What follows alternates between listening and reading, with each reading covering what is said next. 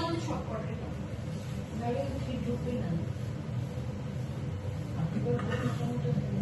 কত ফুট দিয়েছিল, হ্যাঁ এবারে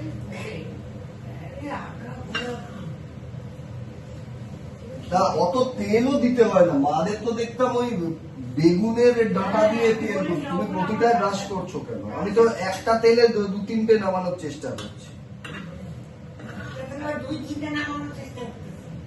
না হচ্ছে তো, এইটাও তো হচ্ছে।